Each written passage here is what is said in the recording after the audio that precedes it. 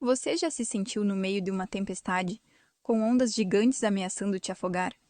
A vida, muitas vezes, nos lança em situações de caos, medo e incerteza, onde parece que o barco vai afundar a qualquer momento. Assim como os discípulos no mar da Galileia, podemos nos sentir apavorados questionando: Mestre, não te importa que pereçamos? Neste vídeo profundo com o pastor João Ribe, mergulhamos na poderosa história de Jesus, acalmando a tempestade em Marcos 4, com as belas e inspiradoras paisagens do lago Vegtalersee, na Suíça como cenário. Descubra por que Jesus dormia em meio ao caos e o que a sua calma nos revela sobre a verdadeira segurança em Deus. Assista até o fim, deixe seu like se esta mensagem te abençoar, compartilhe essa mensagem com alguém que precisa ouvir essa palavra de fé e inscreva-se agora no canal Promessas para o Nosso Tempo, para não perder as próximas mensagens que edificarão sua vida. Tem um pedido de oração?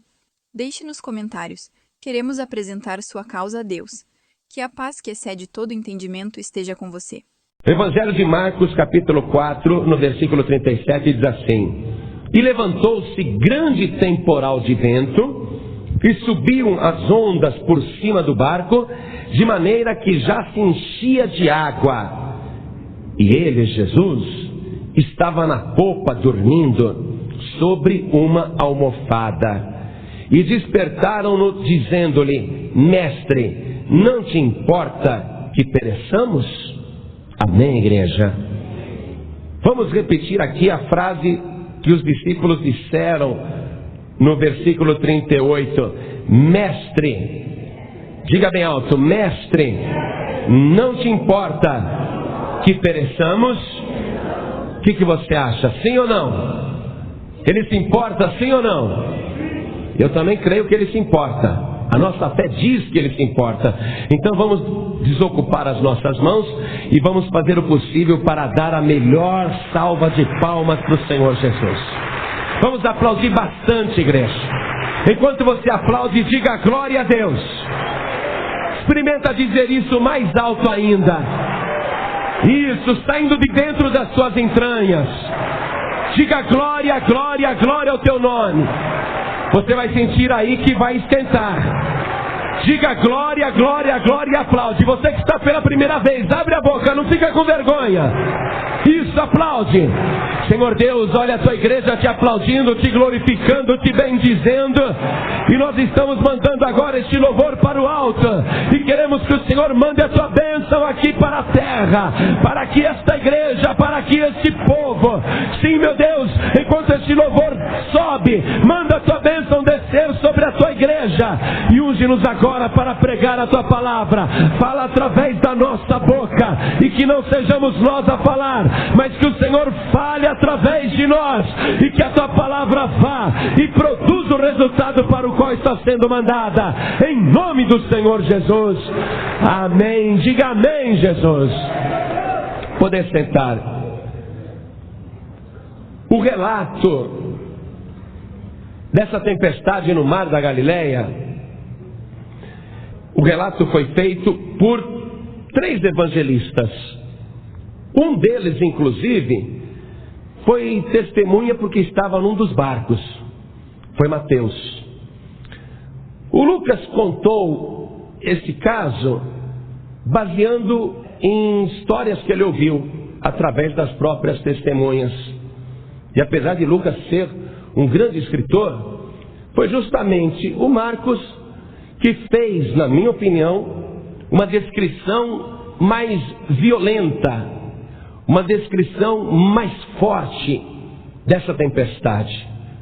Como que aconteceu e como Jesus operou.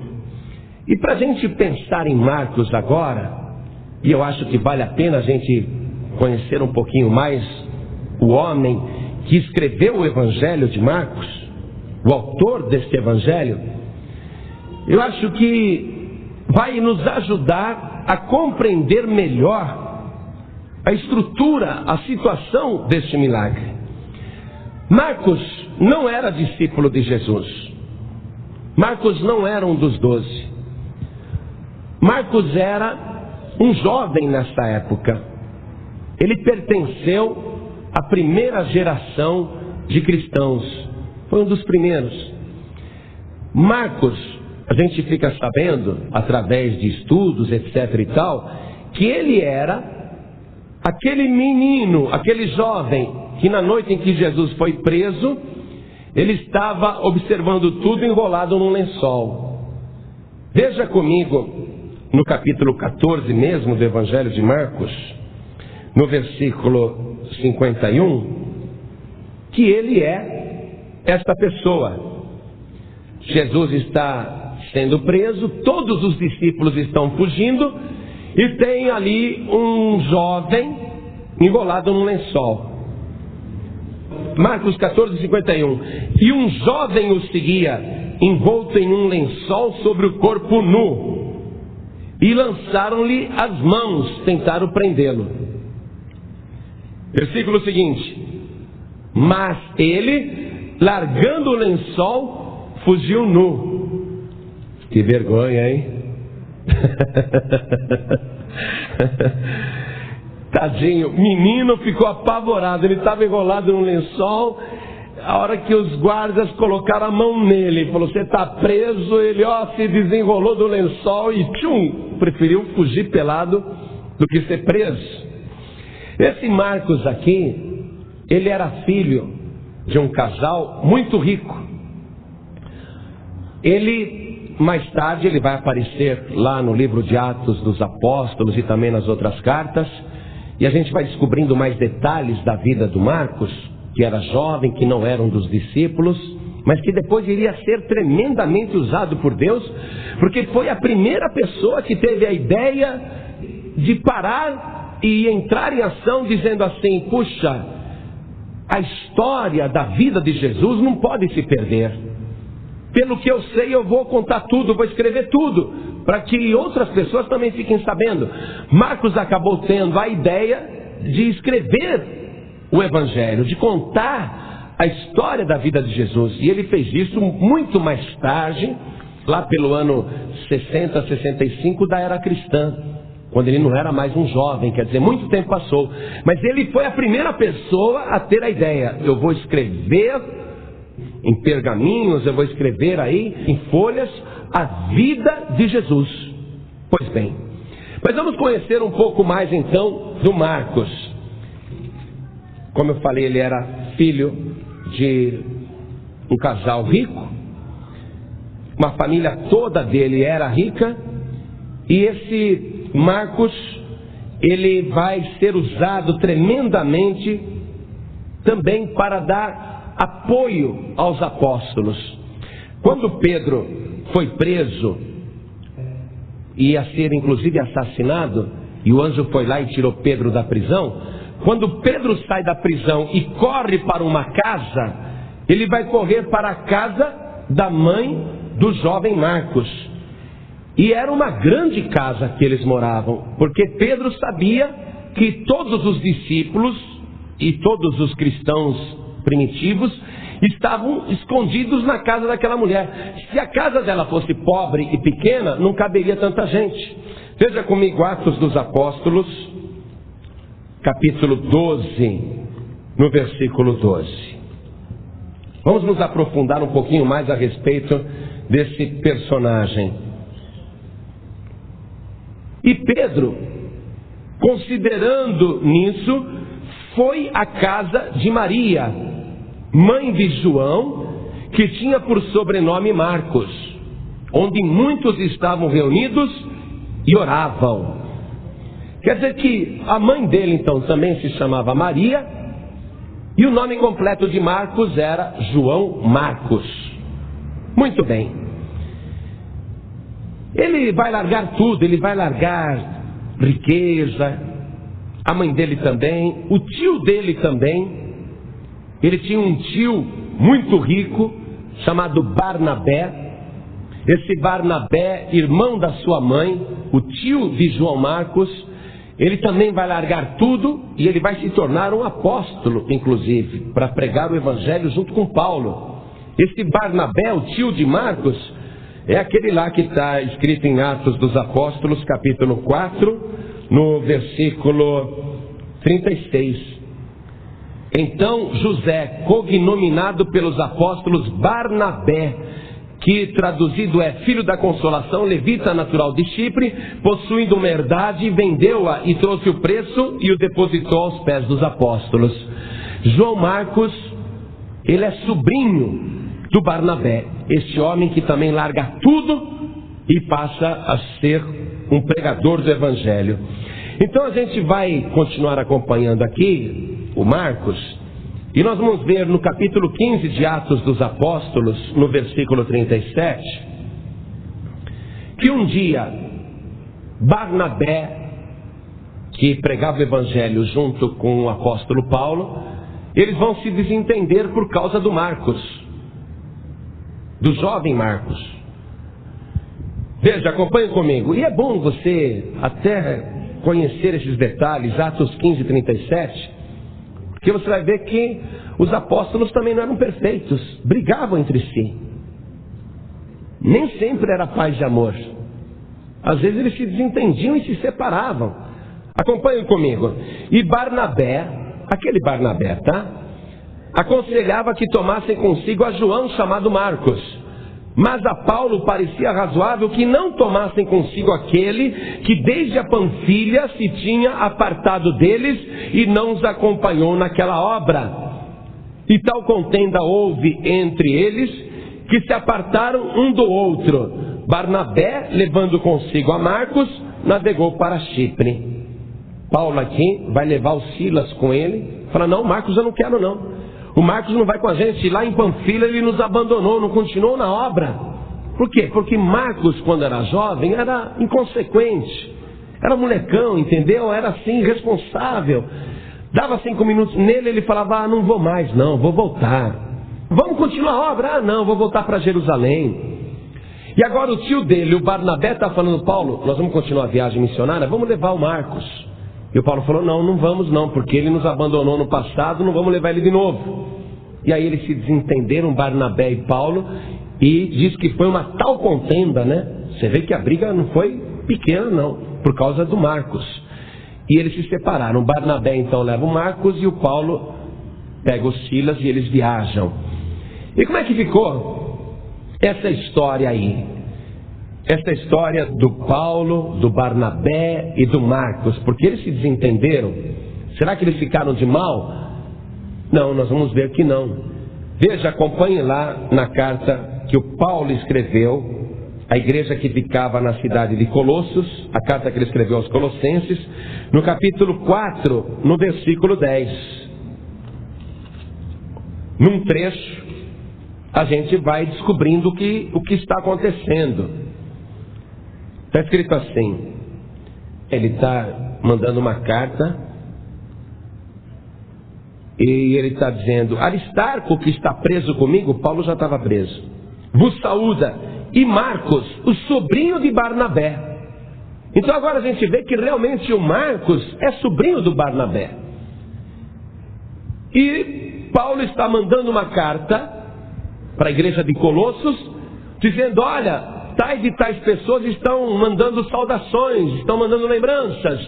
E também o Marcos, o sobrinho do Barnabé. Quer dizer que já acabou a briga, né? Já estão amigos de novo.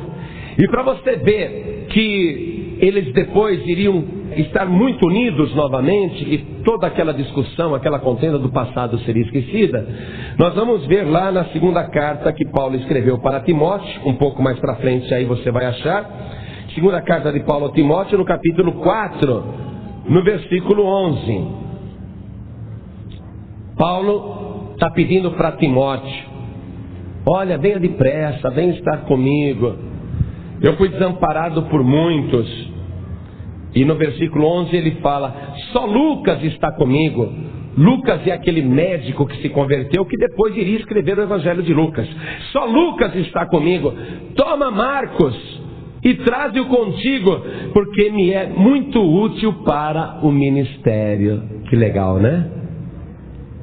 Me traz o Marquinhos, ele é muito útil para o meu ministério. Eles não tinham brigado no passado? Brigaram.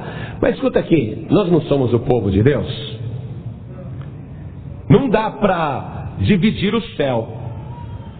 Não dá para cada um entrar por uma porta diferente para não se cruzar. Jesus falou assim: entre em acordo com o teu adversário enquanto você está com ele no caminho para o tribunal.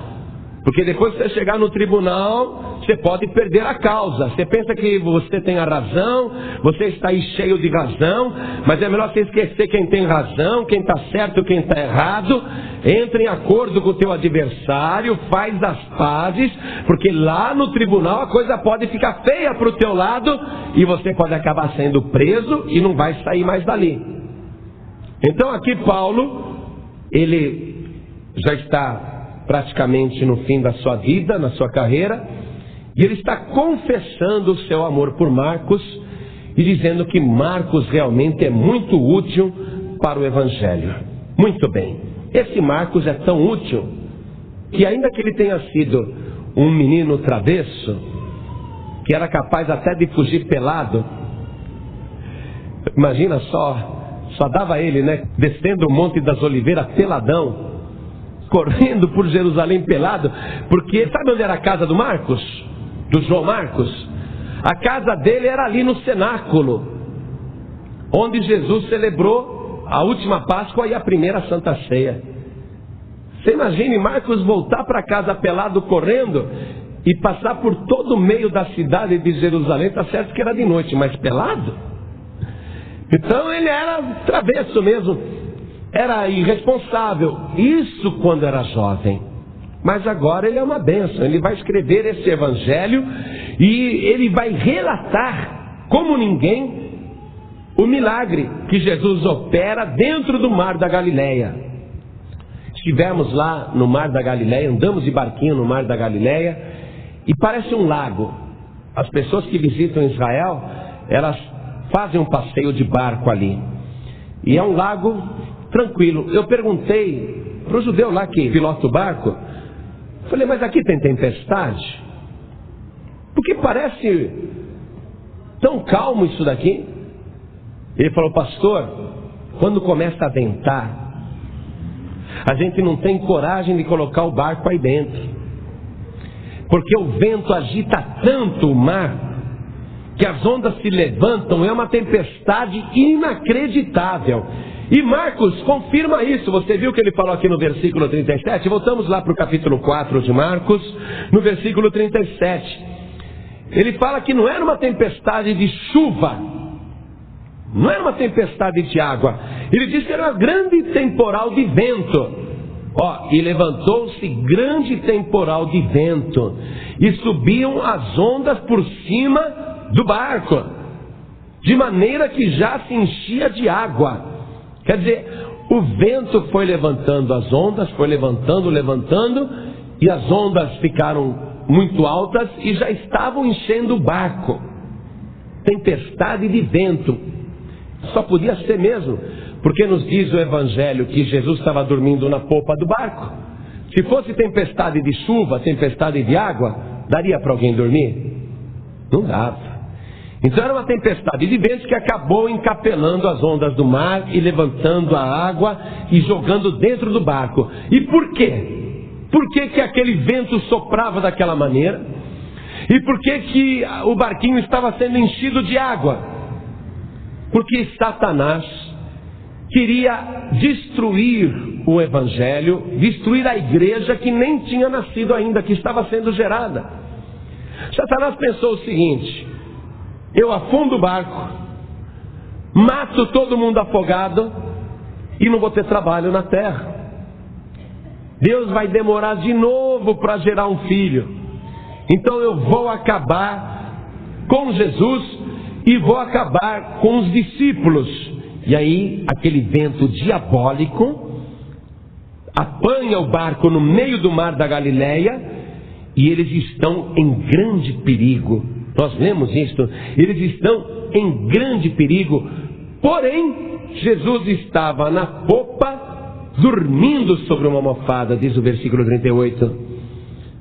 Esse é um quadro que vale a pena a gente analisar com mais profundidade. A maioria dos discípulos é de pescadores. pessoas que conviveram muito tempo no mar da Galileia. O próprio Pedro mora em Cafarnaum, mas é galileu, pescador tarimbado. André, a mesma coisa. Tiago e João e outros conhecem o mar. Mas uma tempestade igual àquela, eles nunca viram. Se era comum ter tempestade forte e perigosa, essa era mais perigosa ainda, porque por detrás daquele temporal estava o próprio Satanás. Os discípulos estão de cabelo em pé, estão apavorados, eles remam, mas apesar do esforço eles não saem do lugar. E eles começam a beber água e o barco vai enchendo de água, eles vão jogando água para fora, mas não adianta, eles tiram a água para fora, o vento levanta a onda e joga mais água dentro. Eles estão encharcados, estão ensopados e apavorados. Medo de morrer, eles não têm dúvida nenhuma que dessa vez eles vão morrer afogados, porque se cair dentro da água, o agito da onda não vai dar tempo, eles vão beber água, vão perder as forças, vão acabar afundando, e eles estão com medo de morrer. Só que nessa hora eles olham para a popa, para a parte de trás do barco, e Jesus continua dormindo, como se nada estivesse acontecendo, como se tudo estivesse tranquilo. Como que é possível alguém dormir com um temporal daquele? O barquinho sendo agitado para lá e para cá. Como que é possível alguém dormir numa situação daquela com os discípulos dando gritos apavorados? Como que é possível? Só existe uma explicação: segurança total em Deus. Confiança total de que Deus está no controle da sua vida. Por que Jesus não tinha medo de morrer antes da hora? Porque ele sabia que haveria uma hora que ele teria sim que morrer. Não porque alguém o assassinasse, mas porque ele mesmo aceitaria aquela morte. Então, fora aquela morte na cruz, que ele sabe que vai acontecer, nenhuma outra morte é possível. Por quê? Porque Jesus, ele sabe que Deus está no controle, e nenhuma folha de árvore cai por terra se Deus não permitir, nem um passarinho morre se Deus antes não concordar. Então ele está dormindo tranquilo. Eu quero que você acredite nisso. Eu quero que você tome posse desta bênção. Muitas e muitas vezes você fica apavorado com a tempestade na tua vida, os problemas maiores do que você pode suportar, e você é cercado de perigo, e você fica dizendo: e agora? E agora? O que vai ser de mim? E agora? O que vai acontecer comigo? E agora? E agora nada, meu filho. E agora nada, minha querida. Fique tranquilo, fique tranquila. A tua vida está escondida nas palmas da mão de Deus. Deus está te guardando, Deus está te protegendo. Nenhum fio de cabelo cairá da tua cabeça. Não se apavore à toa. O diabo gosta de dar sustos e ver a pessoa desesperada. O diabo se diverte. Imagina só, Satanás soprava a onda levantava e tchum! E um dos apóstolos: ai Pedro, eu vou morrer. Ah Pedro. E o diabo morria de rir. Tá com medo, tá com medo. E o medo o que faz? Piora a situação. Jó escreveu o seguinte, Jó não, ele não escreveu, ele falou: tudo que temo me sobrevém, o que o receio me acontece. Toda vez que Jesus queria abençoar alguém, curar, operar um milagre, a primeira coisa que ele dizia, até antes de ter fé, Jesus dizia: não temas. Depois ele falava: crê somente. Até antes de pedir para a pessoa ter fé, Jesus, ele dizia: não temas. E o diabo é o mestre do terror.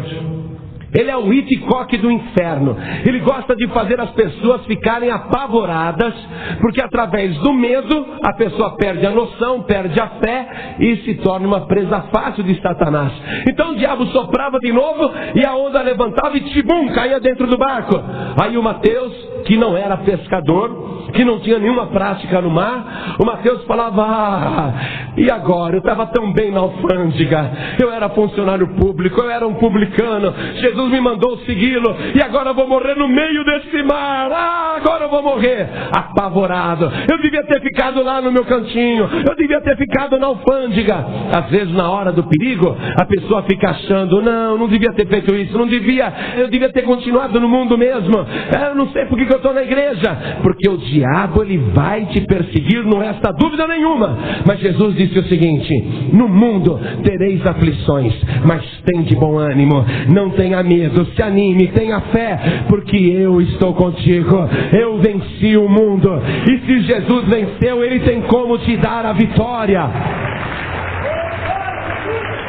Jesus dorme como criança numa situação daquela, sem nenhum medo do perigo. Ele não está tentando a Deus, ele sabe que é impossível a vida dele ser arrancada antes da hora. Eu sei que todos nós estamos sujeitos a qualquer coisa nesta terra, mas se a tua vida está nas mãos de Deus, você precisa ter esta confiança. O medo não faz parte da vida cristã. Você não pode ter medo de alma penada, não pode ter medo de peste, não pode ter medo de praga, não pode ter medo de macumba, não pode ter medo de assombração, não pode ter medo de mula sem cabeça. Não existe, você fica tendo medo. Pastor, tudo bem, não acredito em mula sem cabeça, mas o diabo é real. O diabo é real, mas nem do diabo é para você ter medo. Coloca a tua vida nas mãos de Deus e declare isso para o diabo. Diga para Satanás: Satanás, não adianta você me atacar. Você não pode tirar um fio de cabelo da minha cabeça e você não pode me destruir. E ainda que você pudesse me matar, ainda que a minha vida fosse entregue nas suas mãos para você tirar a minha vida, ainda assim eu não temeria, porque a minha alma está guardada nas mãos de Deus. Eu, se viver ou se morrer, eu continuo sendo de Deus. Não tenho medo da morte. Por isso que Jesus está dormindo numa situação dessa. E ele dormindo mostra o quê? Que ele está cansado. Você sabe, Jesus, ele dormia tarde e acordava cedo. E às vezes nem dormia, passava a noite em oração. E ele era assediado pelo povo. Ele não conseguia parar nem para tomar uma caneca de água. Ele não tinha tempo nem para comer. Às vezes ele incentivava os discípulos e dizia assim: venham aqui para um lugar à parte para que vocês possam descansar. E nesta ocasião aqui, Jesus só pediu para atravessar o mar da Galileia, porque ele queria aproveitar a viagem no barquinho para dormir um pouco. Ele quer aproveitar a viagem no barco para descansar um pouquinho. Isso mostra o quê? Que Jesus realmente viveu uma humanidade igual à nossa. Que não obstante ele ter sido gerado pelo Espírito Santo, não obstante ele habitar na glória antes, agora ele está vivendo num corpo igual ao nosso. E o que acontece com o nosso corpo? O Evangelho diz que nós temos um grande tesouro num vaso de barro. Nós valemos muito, mas o nosso corpo não vale nada. Essa que é a verdade. O nosso corpo é um vaso de barro e a gente se cansa, a gente enfraquece. O corpo inclusive pode até adoecer. O corpo que Jesus está usando aqui na terra, este corpo que ele usa até hoje, vamos dizer isso com clareza, porque a doutrina kardecista diz que Jesus ressuscitou em espírito. Isso não é verdade. Jesus ressuscitou em corpo. Tanto é que quando ele aparece para Tomé, ele fala assim: Tomé, apalpa aqui a minha mão, apalpa aqui o meu lado. Um fantasma não tem ossos como vedes que eu tenho. Sou eu mesmo. Quer dizer, o mesmo corpo que morreu na cruz, foi aquele mesmo corpo que ressuscitou. Aquele corpo que ressuscitou não é mais igual ao nosso. Mas antes da cruz, antes da ressurreição, o corpo do Senhor Jesus era igualzinho ao nosso. Quer dizer, ficava cansado, tinha sede, tinha fome, todas as reações humanas, todas as necessidades humanas. Ele está dormindo o sono dos justos, ele está em paz, nada o perturba, nada o atormenta, mas ele está dormindo principalmente porque está terrivelmente cansado.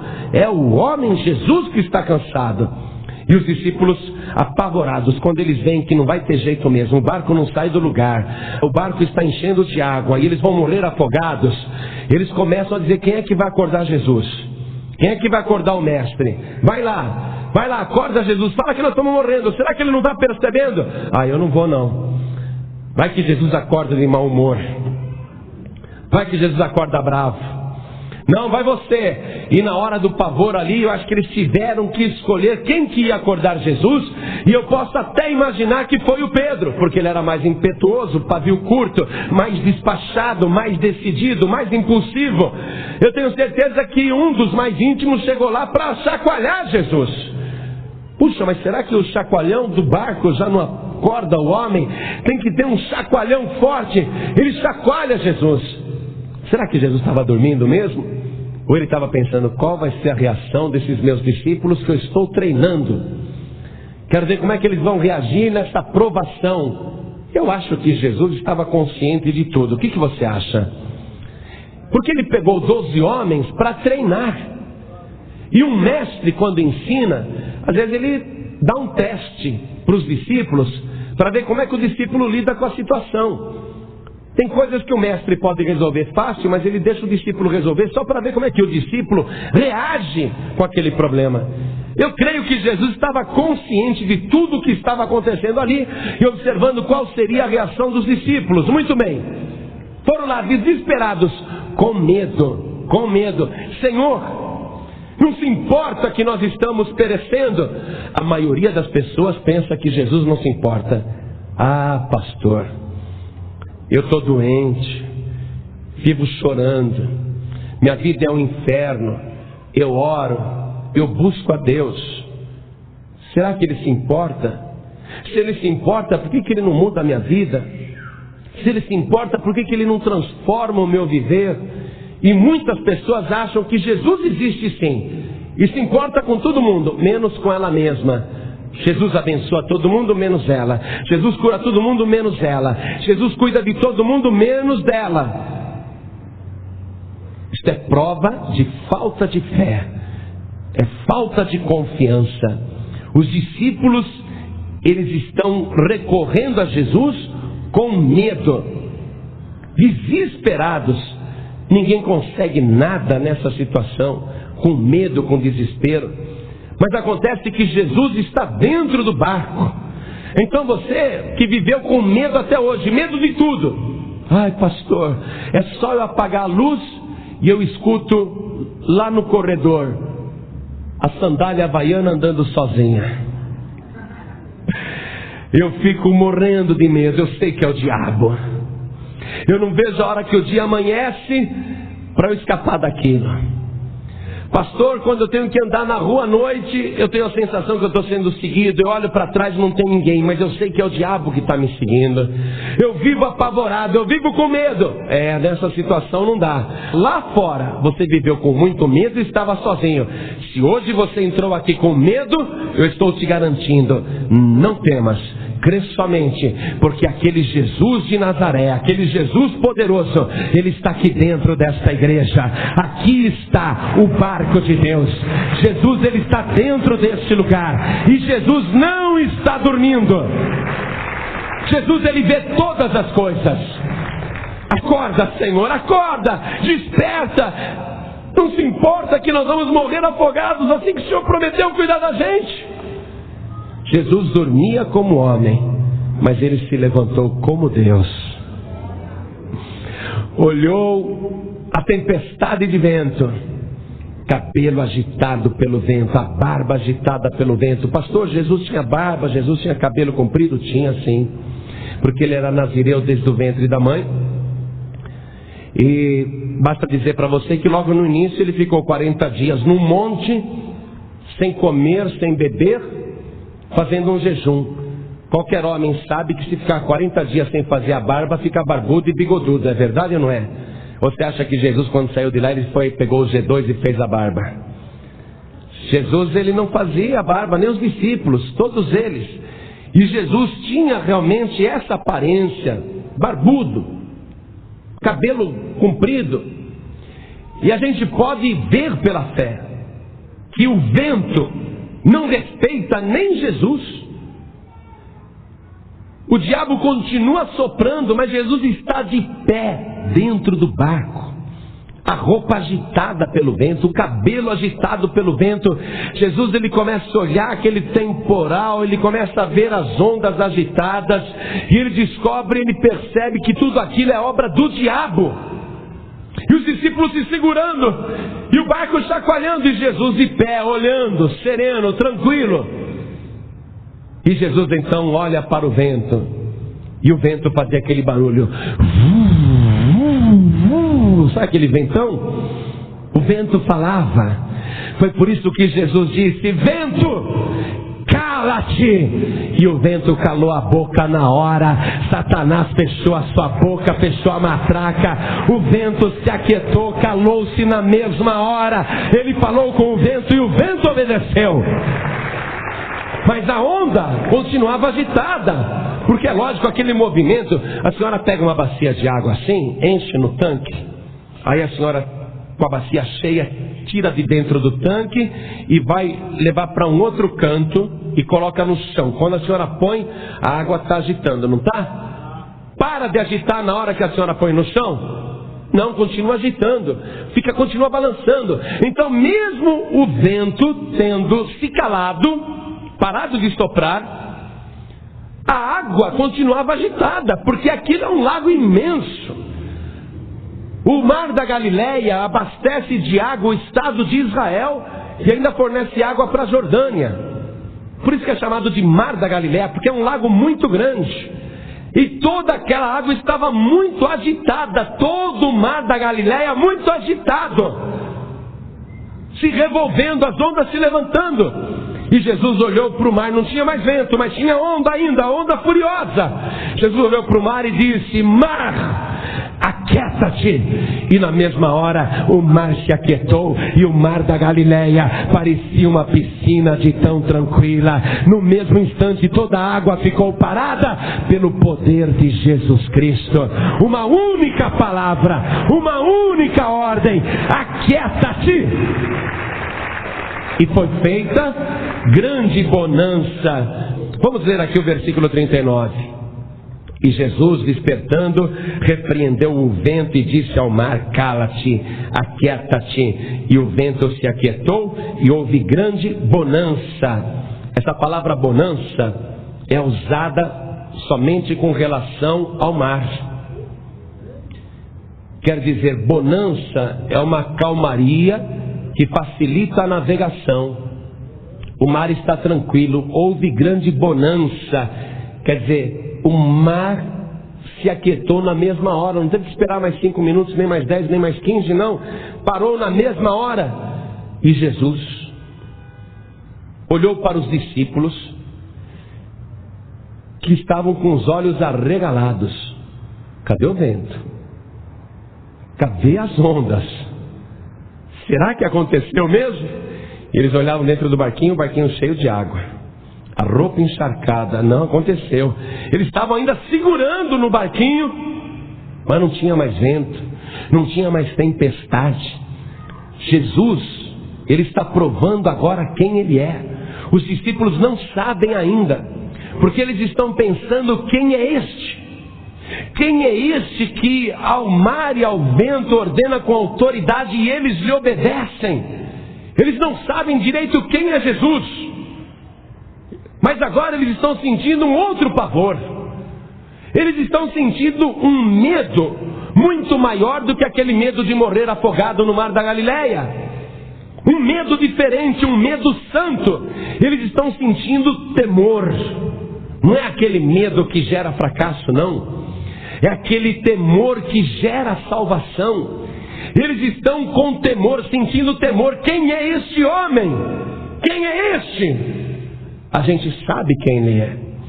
O livro de Apocalipse diz, ali logo no capítulo 1, aquele que nos amou e com seu sangue nos salvou dos nossos pecados. Quem é ele? Ele mesmo fala para João: eu sou o alfa e o ômega, o princípio e o fim. Aquele que vive, fui morto, mas eis aqui, eu estou vivo pelos séculos dos séculos e tenho nas mãos as chaves da morte e do inferno. Ele fala quem ele é. O capítulo 19 de Apocalipse também diz quem ele é. Esse eu faço questão de ler com você, Apocalipse 19, porque a pergunta é esta. Você viu aqui no versículo 41, né? E sentiram grande temor e diziam uns aos outros: mas quem é este que até o vento e o mar lhe obedecem? Eles estão com temor. É aquele medo santo, é aquele medo abençoado. Apocalipse capítulo 19, versículo 11. Agora você vai ver como é que ele é. Ele tem vários nomes. Ele é o Cordeiro de Deus, ele é o leão da tribo de Judá. Ele tem vários nomes. Mas olha aqui como ele é descrito. João diz: e vi o céu aberto, e eis um cavalo branco. O que estava sentado sobre ele chama-se Fiel e Verdadeiro, e julga e peleja com justiça. Ele é fiel, é verdadeiro, é juiz e é lutador, mas ele luta com justiça. E os seus olhos eram como chama de fogo, e sobre a sua cabeça havia muitos diademas, e tinha um nome escrito que ninguém sabia, senão ele mesmo, um nome secreto. E estava vestido de uma veste salpicada de sangue, e o nome pelo qual se chama é a Palavra de Deus. Este é mais um nome de Jesus.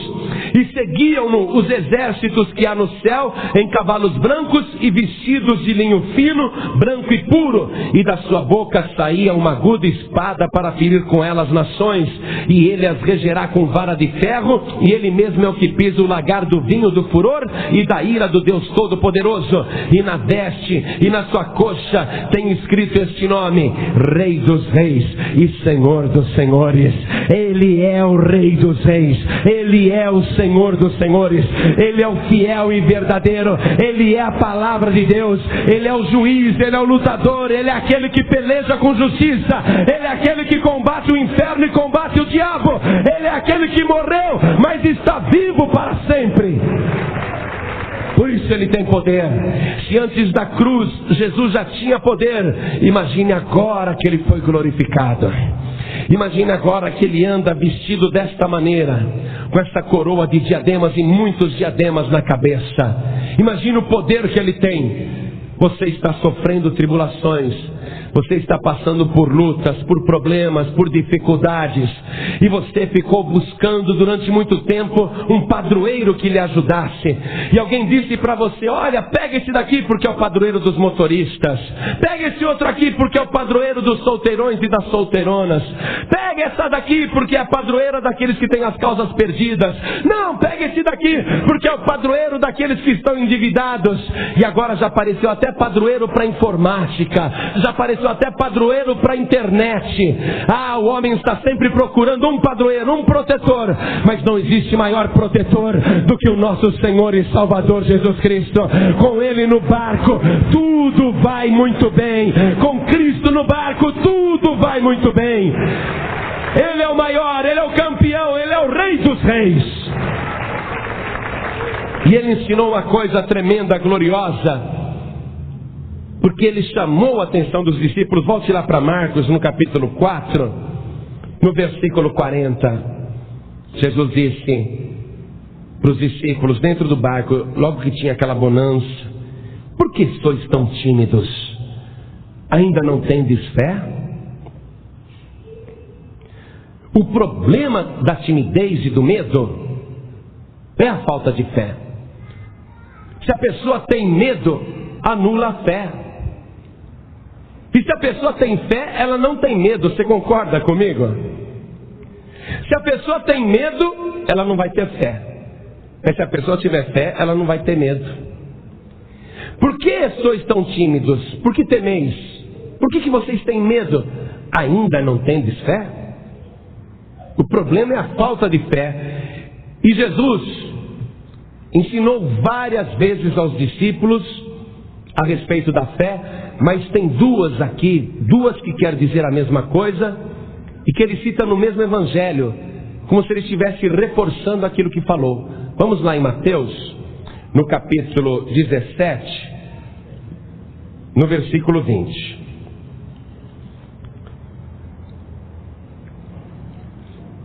Quando os discípulos não conseguiram expulsar o demônio daquele menino, Jesus foi lá e expulsou. Os discípulos perguntaram: Senhor, por que nós não pudemos expulsar aquele demônio? E Jesus lhes disse: por causa da vossa pequena fé. Porque em verdade vos digo que, se tiverdes fé como um grão de mostarda, direis a este monte: passa daqui para acolá, e há de passar, e nada vos será impossível. Se você tiver fé do tamanho de um grão de mostarda, é uma semente que é do tamanho da cabeça de um alfinete, é a menor de todas as sementes. E Jesus está dizendo: a fé de vocês não chega nem ao tamanho da cabeça de um alfinete. Por causa da vossa pequena fé. Se eu tiver a fé do tamanho de um grãozinho de mostarda, ou se eu tiver uma fé do tamanho da cabeça de um alfinete, uma fé desse tamanho, eu vou poder dizer a este monte: passa daqui para acolá, e há de passar, e nada vos será impossível.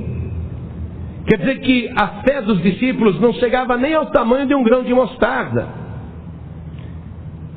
E ainda em Mateus, nós vamos encontrar Jesus repetindo a mesma lição. Veja no versículo 21. Apenas mais 4 capítulos para frente. Mateus 21, versículo 21. Jesus, com uma única palavra que ele deu para uma figueira, a figueira secou de alto até embaixo. E os discípulos perguntaram: Senhor, como que se secou a figueira? E Jesus, respondendo, disse-lhes: em verdade vos digo que, se tiverdes fé e não duvidardes, não só fareis o que foi feito à figueira, mas até se a este monte disserdes: ergue-te e precipita-te no mar, assim será feito. E tudo o que pedirdes na oração, crendo, o recebereis, através da fé. Então hoje, eu não tenho dúvida nenhuma que a tua fé está sendo aumentada. A tua fé está crescendo, porque a fé vem pelo ouvir e ouvir a palavra de Deus. Aquele que tem poder até para vencer a morte, aquele que tem poder sobre todas as forças da natureza e sobre todos os demônios do inferno, aquele que tem poder sobre todas as enfermidades e sobre todos os problemas. Ele não está escondendo o segredo de ninguém. Ele disse: o que eu faço, vocês podem fazer. Senhor, como que secou a figueira? Ensina pra gente. Façam assim. Senhor, por que nós não conseguimos expulsar aquele demônio? Explica pra gente como é que faz. Façam assim. E ele enfatiza aqui que você precisa ter pelo menos uma pequena fé. Se você não tiver esta fé, vai ficar difícil. É uma fé que não duvida, é uma fé que acredita, é uma fé que não questiona, é uma fé que aceita até o que não compreende, não fica tentando raciocinar. Porque a pessoa, quando tenta raciocinar, ela duvida no coração, e quando ela duvida, ela perde a bênção. E você vai precisar de fé até para ser salvo. Se você não tiver fé, você não vai ser salvo. Porque só existe uma maneira do homem e da mulher receberem o maior de todos os milagres, que é a salvação. É se tiver fé no Senhor Jesus. Ainda que seja uma fé do tamanho de um grãozinho de mostarda. Aí você vai acreditar e não vai temer. Porque eu conheço muitos cristãos que têm medo de morrer, como os discípulos lá no barco. Ah, eu não posso morrer. Ah, eu tenho medo de morrer. Falou em morte perto dela, ela bate 3 vezes na madeira. Deus me livre. Ela confia mais na simpatia do que em Jesus. Bate na madeira, cruz credo. Medo de morrer. Os discípulos tinham medo de morrer. Por que eles tinham medo de morrer? Porque eles não tinham fé em Jesus.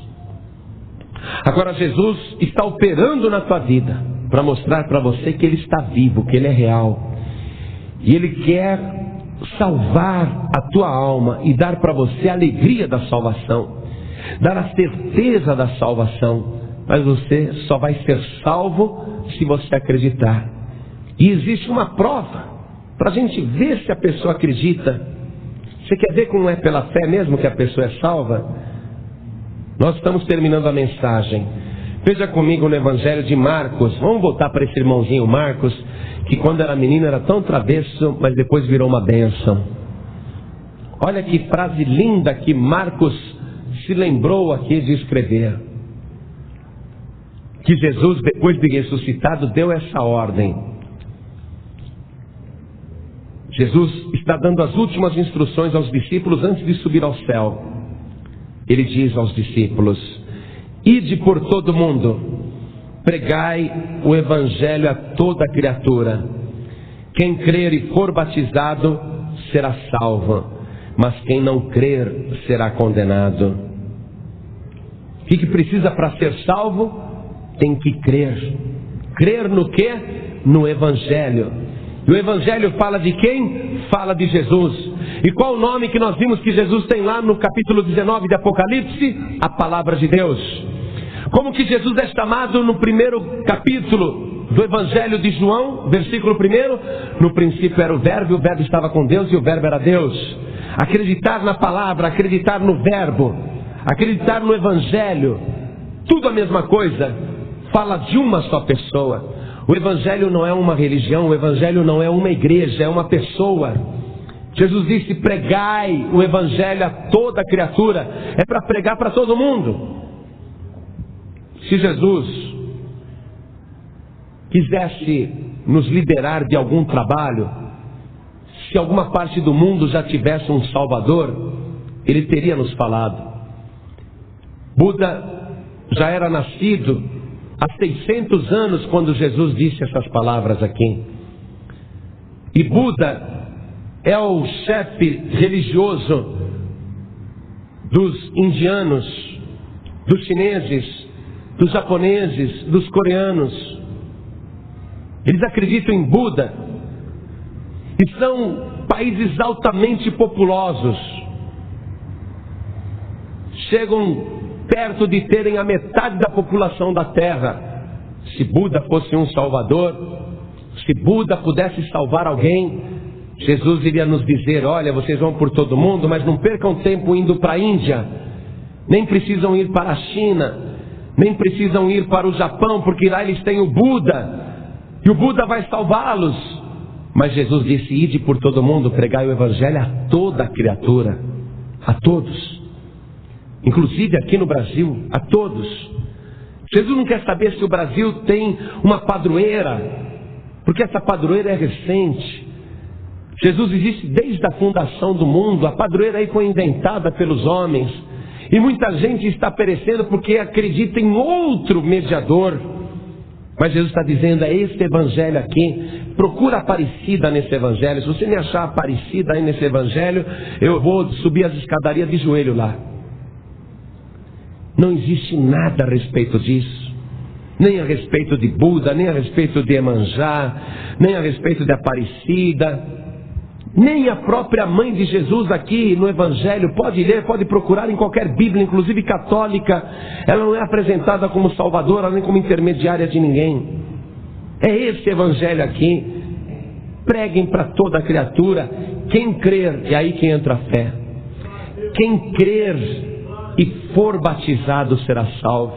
Tem que crer em Jesus como único Salvador. E a pessoa que crê, ela se batiza, ela recebe o Senhor Jesus e se batiza para provar que crê.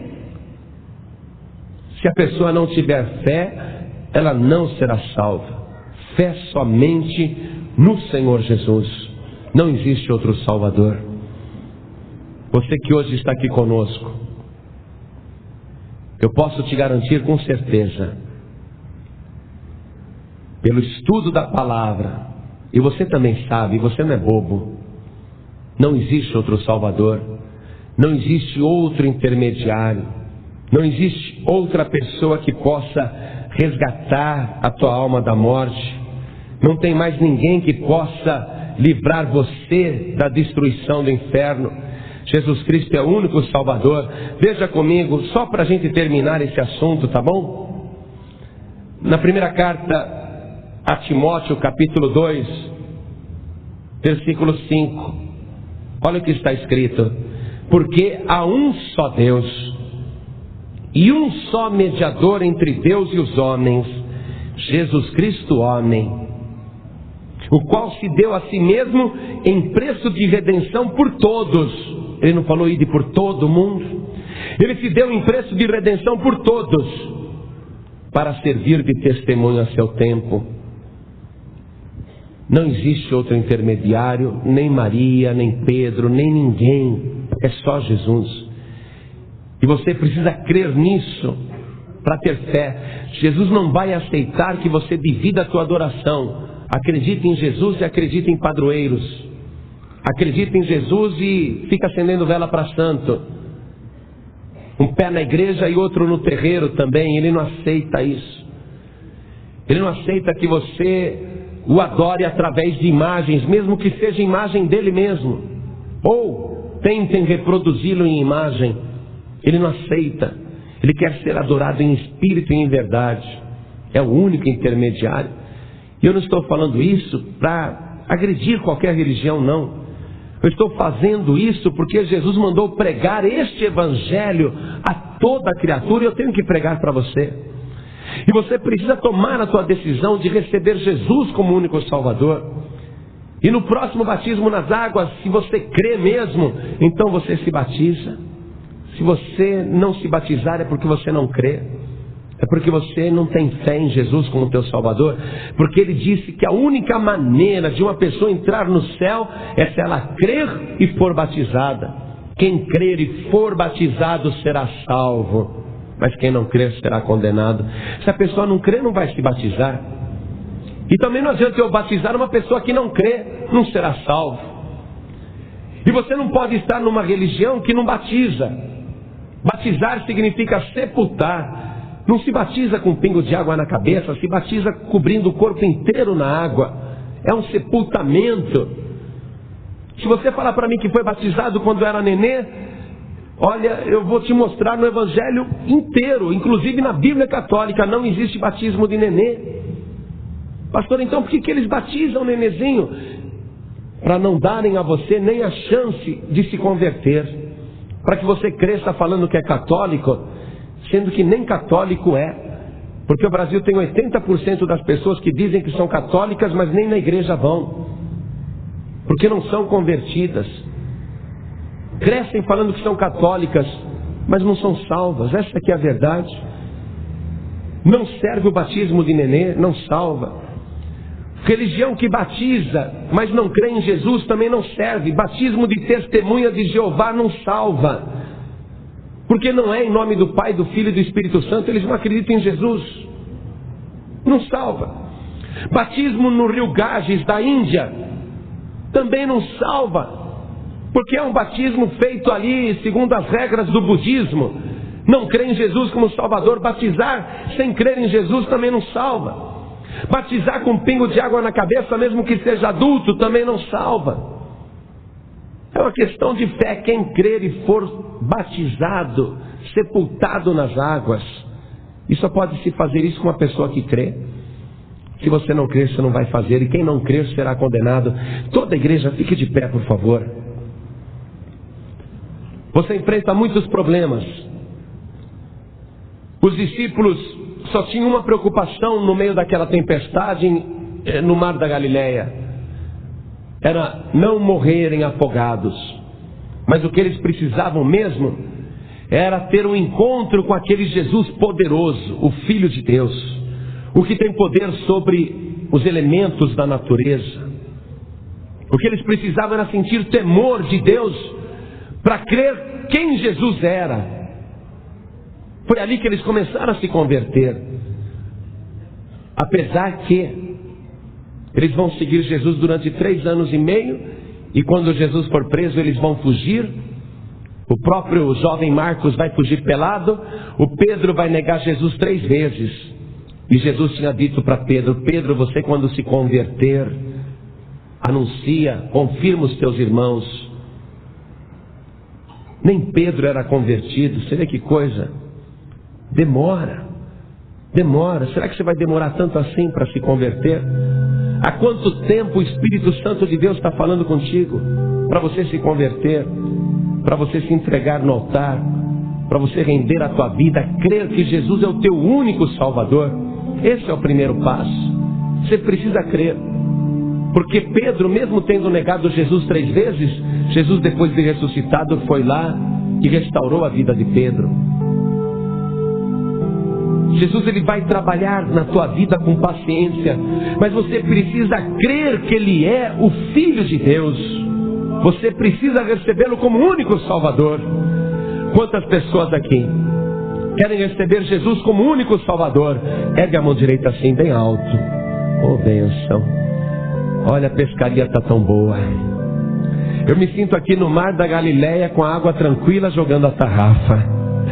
Todos que ergueram as mãos, venham aqui para frente agora, em nome de Jesus. Venha.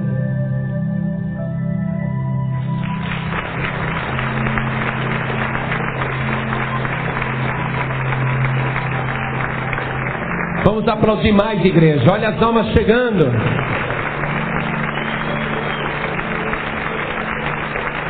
Olha que bênção. Que bom. Puxa, até que enfim, hein? Que bom. Quantos anos o senhor tem? 81. Puxa vida, essa pegou de raspão. Essa foi de raspão. Olha. E o senhor? 78. Que bênção, hein? Deus te livrou da morte na vez que o senhor teve derrame, que era para hoje o senhor aceitar Jesus como Salvador. Viu? Ele não queria que se oferecesse. E vocês que são mais jovens, parabéns por estarem tomando essa decisão. Parabéns. Agora vocês que estão aqui na igreja, Pastor João Ribe, eu precisava de uma renovação na minha fé, com esse Jesus poderoso que acalma a tempestade da minha vida, que aquieta o meu coração, que tira a tribulação do meu viver, que me concede paz. Eu conheço Jesus, mas ultimamente eu não tenho visto Ele mais como Ele é. Mas hoje, novamente, eu voltei a enxergá-lo na sua glória. Eu sei que Ele tem todo o poder nos céus e na terra, e eu quero me reconciliar com Jesus, eu quero me consertar com Ele, eu quero pedir o perdão dos meus pecados. Você que já conhece Jesus, quem sabe até já se batizou nas águas, mas agora quer se consertar, vem aqui para frente. Olha o Espírito Santo como está trabalhando. Puxa, que maravilha. O pregador não precisa nem se esgoelar. Olha quanta gente. Vamos aplaudir mais o Senhor Jesus, igreja.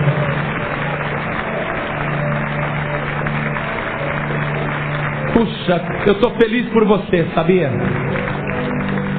Hoje você está tendo esse encontro, vendo Jesus como realmente Ele é. Os discípulos pensavam que Ele era só o Nazareno, mas agora eles estão assustados, com temor, olhando para Ele, e Jesus ainda não se revelou. Então eles perguntam: quem é este? Agora você já sabe. Você já sabe até a aparência que Ele tem no céu, lá na glória. Você já sabe até a roupa que Ele usa lá na glória. Agora você conhece bem o Senhor Jesus. Parabéns, viu? Irmãzinha Wanda, parabéns, que bom te ver aqui. Isso. Gente, vamos aplaudir mais o Senhor Jesus. Eu estou vendo algo tremendo aqui.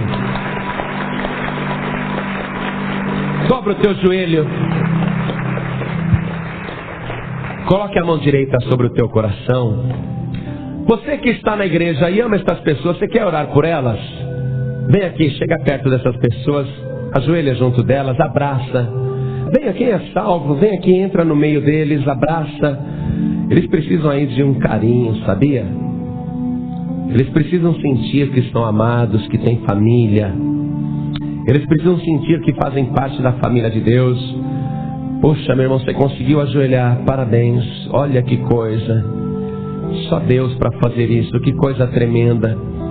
O homem chorando de alegria na presença de Deus, com bengala, tinha derrame, se ajoelhou aí, olha. chorando de alegria, tendo um encontro com Jesus. Os discípulos dentro do barco estavam de joelhos, assim que nem você está, ajoelhados diante de Jesus.